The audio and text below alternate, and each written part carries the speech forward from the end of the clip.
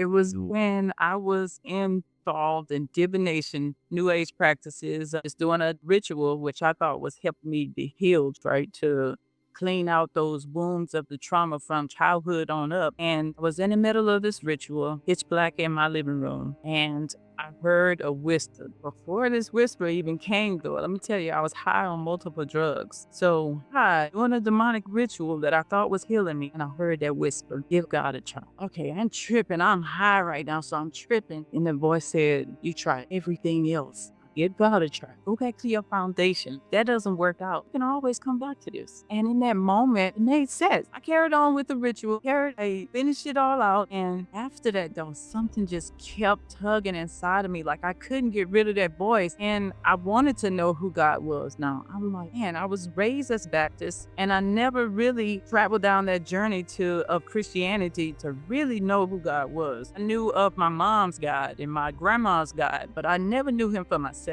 So that was the moment right there that shook everything. And then this hunger developed inside of me, man, wanted to know who he was. So that was the transformation moment for me. Psychologically, I was depressed, full of anxiety, still taking PTSD medicine, anxiety medicine, depression medicine, ADHD medicine, and drugs.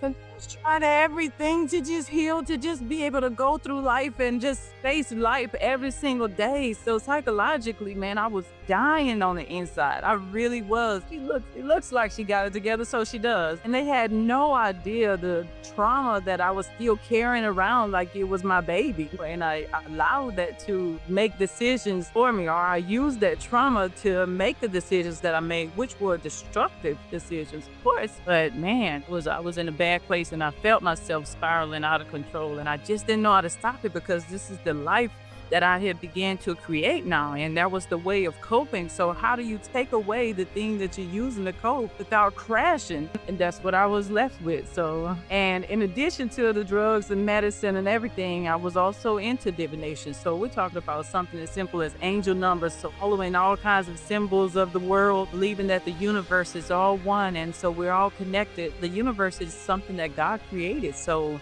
it is all connected, but we don't get our source, our power from the universe or the elements of the universe. Those things are created by God, but began to worship those things instead. So the crystals and the sage, and believing that these things are giving me power. And I was searching everything that I could think of just to find something healing. I have no regrets because it brought me to where I am right now, and it brought me to a place where I appreciate God even more.